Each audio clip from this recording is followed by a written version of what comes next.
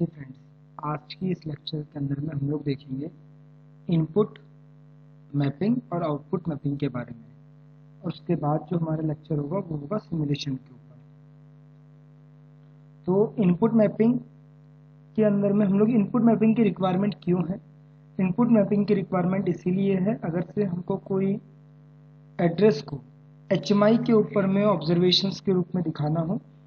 मान लो कोई एक सेंसर है और जिसको हमें HMI के ऊपर में इंडिकेशंस करना है, तो आप डायरेक्टली इनपुट एड्रेस को यूज़ नहीं कर सकते, क्योंकि HMI एक अलग कंट्रोलर है, अलग डिवाइस है, और दो डिवाइसेस के बीच में जब भी कोई कम्युनिकेशन होता है वो होता है डेटा के बेसिस पर। तो हमारा डेटा बिट जो है, DB एड्रेस जो है, उसके थ्रू हम लोग कम्युनिकेशंस और डेटा ट्रांसफ़र करते हैं PLC टू HMI। दूसरी चीज़ ये है कि अगर से हमको किसी भी ट्रबल शूटिंग के केस में आईओ मैपिंग अगर से हमने किया है, तो हमको ट्रबल शूटिंग के केस में बहुत जल्दी आसानी होती है ट्रबल शूट करने के लिए। हमको पता होता है किस एड्रेस पर कौन सा सेंसर लगा है, तो हमको बार बार ये चेक नहीं करना पड़ता कि कौन सा सेंसर कहाँ पर लगाया हुआ है, वो आ रहा है कि नहीं आ रहा है, इनपुट आ रहा है कि नहीं आ रहा है, ये हमको बार बार चेक नहीं करना पड़ता। तो इनपुट और आउटपुट एड्रेसिंग कैसे करते हैं वो हम लोग आज इस लेक्चर के अंदर में देखेंगे। अगर से पिछले लेक्चर्स जिससे मिस हो गए हैं तो मैं डिस्क्रिप्शन में उसकी लिंक देने वाला हूँ, तो आप प्लीज़ उन लेक्चर्स को गो थ्रू करिए ताकि आपके पास प्रॉपर नॉलेज हो रिगार्डिंग द लेक्चर्स। और जिसने चैनल को सब्सक्राइब नहीं किया है वो सब्सक्राइब करे। अगर से वीडियोस पसंद आ रही है तो लाइक करें, कमेंट करें। कोई भी क्वेरीज है तो आप कमेंट के थ्रू पूछ सकते हैं, मैं कोशिश करूँगा कि उसके मैं आंसर्स दे पाऊँ। तो हम स्टार्ट करते हैं। आईओ मैपिंग के लिए हमको सबसे पहले हमें आईओ एड्रेसेस बनाना पड़ेगा। तो हम ब्रेन में जाएंगे, PLC प्रोग्राम में जाएंगे, यहाँ पर दो ब्लॉक है। तो हमने आईओ टैग के अंदर में हमने एक कन्वेयर के नाम से टैग टेबल बनाया था। ये हमारे टैग टेबल्स अवेलेबल है। दो हमने आउटपुट लिए थे और 4 हमने इनपुट लिए थे। हम अभी कुछ और इनपुट्स ऐड करेंगे इसमें, जैसे हो गया लिमिट स्विच हमने ऐड कर लिया। उसके बाद हो गया प्रेशर स्विच।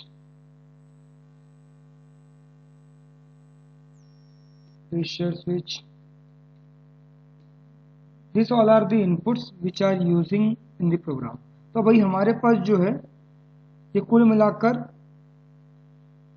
6 इनपुट्स हैं। हम टोटल 8 इनपुट या 9 इनपुट का हम लोग देख लेते हैं। देन हमारे पास होगा start button, push button.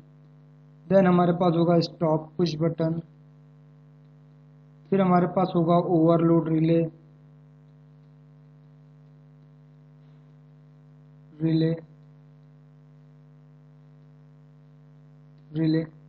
Okay, ये हमारे पास कुल मिलाकर इतने इनपुट्स अवेलेबल हो गए।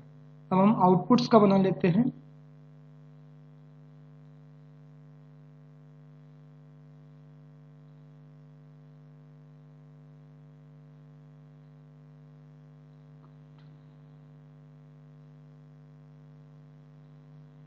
ओके, यहाँ पर ये दो आउटपुट है, इसके आगे के आउटपुट हम यहाँ पे ले लेते हैं।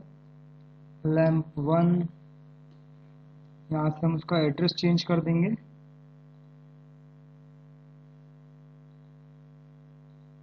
Q4.2।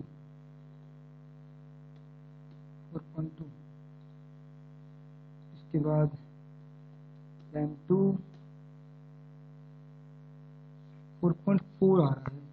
2 के बाद 4.4 क्यों आ रहा है? ये 3 होना चाहिए।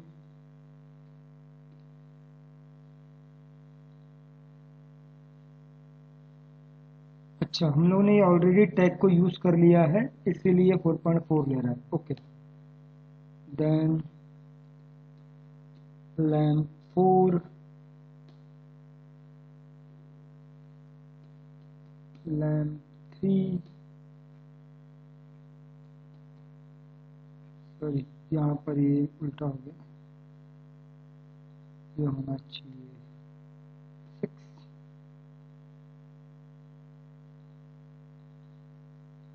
और ये होना चाहिए 5, करेक्ट। और ये लैम्प 5। ये हमारे पास कुछ आउटपुट्स अवेलेबल है, 7 आउटपुट हो चुके हैं, और ये लैम्प 8 आउटपुट हो चुके हैं। हम यहाँ पे जो कमेंट्स करना चाहे वो कर सकते हैं। अभी हम सिर्फ कॉन्सेप्ट देख रहे हैं इनपुट आउटपुट एड्रेसिंग का। तो अभी हमारे पास ये सारे स्विचेस अवेलेबल हैं, ये सारे इनपुट्स अवेलेबल हैं यहाँ तक के, और ये सारे आउटपुट्स अवेलेबल है। पहले हम इनपुट एड्रेसिंग के इनपुट मैपिंग के बारे में पढ़ेंगे। अब इनपुट मैपिंग करने के लिए हमको यहाँ पे डीबी ब्लॉक असाइन करना पड़ेगा, क्योंकि हमको डेटा के फॉर्म में ही ट्रांसफर करना, कम्युनिकेशंस करना है एचएमआई और पीएलसी के बीच में। तो हम कोशिश करते हैं कि हम लोग आईओ मैपिंग जो है वो डीबी एड्रेसेस के थ्रू ही करें। तो हम यहाँ से एक नया एड ब्लॉक करेंगे, एड ब्लॉक के बाद एक डीबी एड्रेस सिलेक्ट करेंगे, इसको हम दे देंगे IO mapping.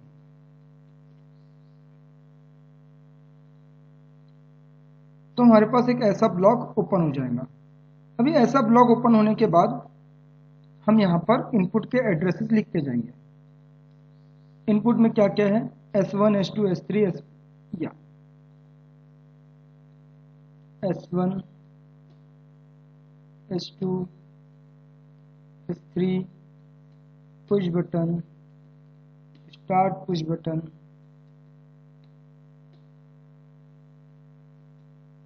Stop push button, overload relay, कुछ छूट गया है,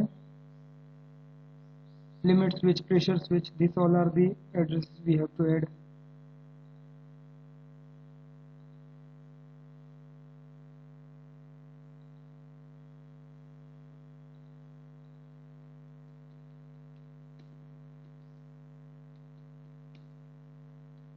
लिमिट स्विच, प्रेशर स्विच, ये हमने पूरे इनपुट्स की मैपिंग कर दी। अभी यहाँ पर आपको एक डाउट आ रहा है कि यहाँ पर ना इनका एड्रेस नहीं दे रहा है, यहाँ पर इसका एड्रेस नहीं दे रहा है। तो आपको एड्रेस जब लेना है, यहाँ पे आपको एड्रेस दिखाना है कि किस पिन पर आपका क्या कॉन्फ़िगर हुआ है। तो अभी अब जब यहाँ पर जाएंगे, जब आईओ मैपिंग के केस में जाएंगे, इसको नेटवर्क को नाम दे देते हैं इनपुट मैपिंग। अब हम इसके आईओ मैपिंग करेंगे। आईओ मैपिंग करने के बाद हम यहाँ पर ले लेंगे S1 और इसके साथ एक कॉइल चार्ज करेंगे, जिसको हम देंगे DB1। हमने किस ब्लॉक में सेव किया है, DB1 ब्लॉक में सेव किया है। तो हमको यहाँ पे एक DB1 का ब्लॉक दिखाई देगा।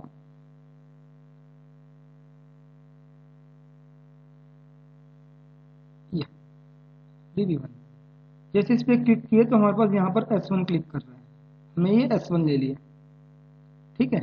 अभी S1 के बाद ना इसका एड्रेस, जैसे S1 का यहाँ पर इसका एड्रेस दिखाई दे रहा है, यहाँ पर इस S1 का आईओ मैपिंग DB के अंदर में जो S1 टैग हमने डिफाइन किया है उसका एड्रेस दिखाई नहीं दे रहा है। तो ये एड्रेस दिखाने के लिए हम क्या करेंगे, आईओ मैपिंग पे क्लिक करेंगे, राइट क्लिक करेंगे आईओ मैपिंग पे, प्रॉपर्टीज में जाएंगे, फिर जनरल में एटीट्यूड में जाकर ऑप्टिमाइज ब्लॉक एक्सेस में जाएंगे, इसको अनटिक क्लिक करेंगे, ओके करेंगे, देन ओके करेंगे। तो अब देखिए यहां पर ये एड्रेस दिखाई देने लगा है, ठीक है। अब हम इसको भी ओपन करके देखेंगे ना, देखो इसको हम कंपाइल कर लेते हैं। जैसे इसको कंपाइल करेंगे हम, तो देखिए हमको यहाँ पे एड्रेसेस दिखाई दे रहे हैं, ठीक है। यहाँ पर हमको ये ऑफसेट का एड्रेसेस दिखाई दे रहे हैं।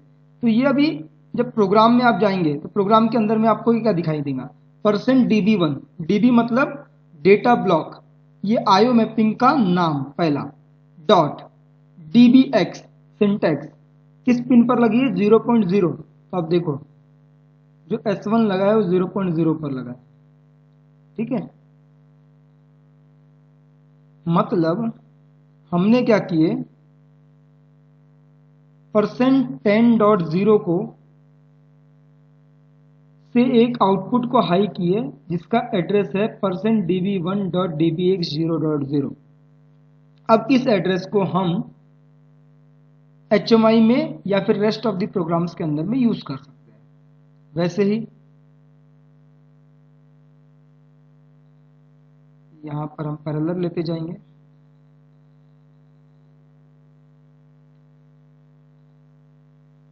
है ना।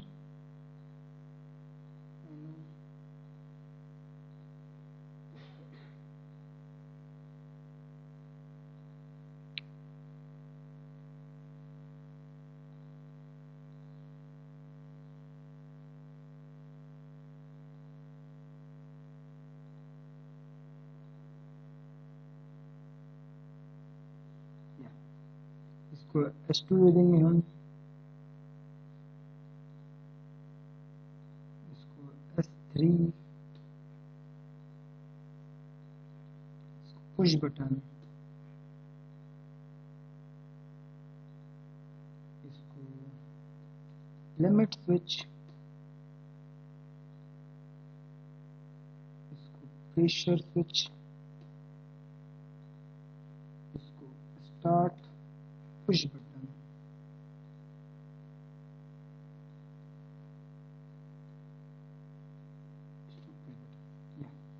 हमने ये सारे इनपुट्स को यहाँ पर ले लिया है, ठीक है। अभी मैंने ना एक ओवरलोड रिले का एक आउटपुट बचा हुआ, इनपुट बचाया हुआ है, पर आप कोशिश करो कि जब आईओ मैपिंग करते हैं तो ये मान लो I10 करके लिख दो। तो I10 जो बाइट है जिसके अंदर 8 पिन है, बस आप उसी की एक नेटवर्क के अंदर में उसी का करो, ताकि आप सेचुरेट मतलब सेग्रीगेट कर सकते हो हर बाइट को, हर एड्रेसेस को। यहाँ पे जीरो की है, 10 पॉइंट से लेकर 10.0 से लेकर 10.7 तक की है। यहाँ पर जब आप ऐड करो तो यहाँ पे लिखो ओवरलोड रिले। हमने ये ओवरलोड रिले ले लिया, ठीक है। ये हमने ओवरलोड रिले ले लिया। अभी हम यहाँ पे दे देंगे आईओ मैपिंग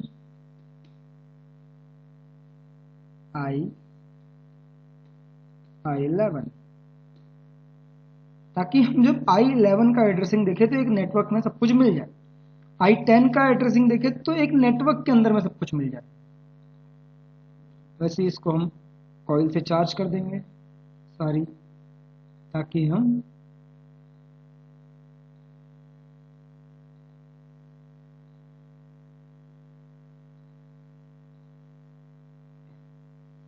अब यहाँ पर हम लिखेंगे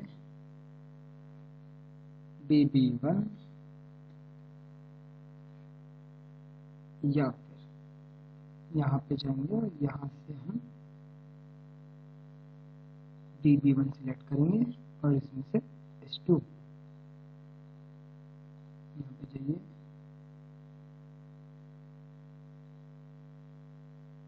S3, या फिर यहाँ से सिलेक्ट कर लीजिए, यहाँ पर आप लिख लीजिए %db1 डॉट dbx 0.3।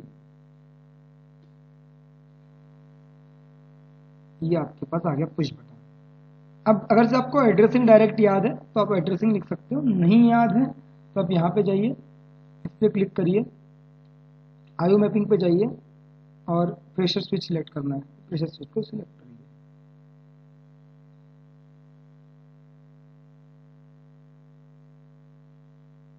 यहाँ पर एक नेटवर्क छूट गया है, लिमिट स्विच वाला, ठीक है। हम यहाँ पर और एक ले लेते हैं लिमिट स्विच, और उससे एक आउटपुट चार्ज कर लेंगे और इसको लिखेंगे db1 dot dbx 0.4. Yeah, it is now limit switch.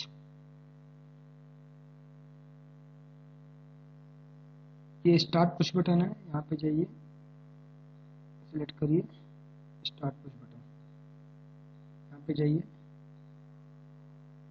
आयो मैपिंग में जाइए स्टॉप पुश बटन। जैसे यहाँ पर एक इनपुट सिलेक्ट कर लीजिए, आउटपुट सिलेक्ट कर लीजिए और उसको एड्रेस दे दीजिए आयो मैपिंग और ओवरलोड रिले, इस तरीके से। अब आपके पास ये आयो मैपिंग्स आपने कर लिया है। तो अभी देखो हमने लास्ट प्रोग्राम के अंदर में यूज किया था S2। अब आपको S2 यूज करने की बार बार जरूरत नहीं है, मतलब %i 10.1% 10.0 ये सब यूज करने की अब जरूरत नहीं है। आप सीधे सीधे ये S1 को DB वाले S1 से रिप्लेस कर सकते हैं। कैसे करेंगे? मान लो ये DB वाला एड्रेस है S1, ये कॉपी कर लीजिए और यहाँ पे जाकर पेस्ट कर दीजिए। तो आप यहाँ पे डायरेक्टली रिप्लेस कर सकते हो। आपको थ्रू आउट दी प्रोग्राम अलग अलग सेम एड्रेस यूज करने की रिक्वायरमेंट नहीं है। अब आपको सीधे सीधे ये दिखाई देगा। अब इससे क्या फायदा होगा कि आपको ये एड्रेसेस को बार बार यूज करने के लिए जरूरत नहीं पड़ेगी, ताकि आपकी मेमोरी स्पेसिंग कम लगेगी। दूसरी चीज ये है कि आप यहाँ से ट्रबल शूट बहुत जल्दी कर पाएंगे। तो इसको कंपाइल करेंगे हम। अब जैसे ही कंपाइल करेंगे तो आपको यहाँ पे सिमुलेशन मोड में या फिर रनिंग मोड में दिखाई देंगे कि कौन सा सेंसर आ रहा है। मान लो कि S1 सेंसर नहीं आ रहा है, तो आप S1 सेंसर को ऑनलाइन, मतलब नेटवर्क को ऑनलाइन में जाइए और सेंसर को सेंस कराकर देखिए इनपुट आ रहा है कि नहीं आ रहा है। अगर नहीं आ रहा है तो ये इनपुट नहीं आएगा, तो आपको आइडेंटिफाई होगा कि ये एड्रेस नहीं आ रहा है, ताकि आप बार बार कंफ्यूज ना हो कि ये एक्चुअल में प्रॉब्लम का है। दूसरा चीज ये कि आप इस टैग को, इस सेंसर को देखो, अगर से HMI डिफाइन करना पड़ता तो ये तो बनाना पड़ता। HMI अगर से बनाना है, HMI क्रिएशन करनी है, तो ये तो कंपलसरी बनानी है, क्योंकि उसमें DB एड्रेस ही ट्रांसफर होगा। तो हमारी ये प्रैक्टिस होती है कि हम पहले ही आयो मैपिंग कर ले और उस आयो मैपिंग के एड्रेस को थ्रू आउट दी प्रोग्राम भी यूज करें, प्लस HMI के लिए भी यूज करें, ताकि हमारा काम आसान हो जाए। क्योंकि आज के डेट में PLC जहां पर रहता है वहां पे HMI तो रहता ही रहता है। तो हम कोशिश करते हैं कि हम पहले ही आयो मैपिंग बनाकर रख ले, ताकि हम जब HMI डेवलपमेंट करें तब हमको रेडीमेड एड्रेसिंग मिलते रहे, ताकि हम वहां पे उसको टैग डिफाइन कर सकें। तो ये था पूरा कॉन्सेप्ट आयो मैपिंग का। इनपुट मैपिंग का हम अगले लेक्चर के अंदर में पढ़ेंगे, आउटपुट मैपिंग और उसके बाद सिमुलेशन। Thank you.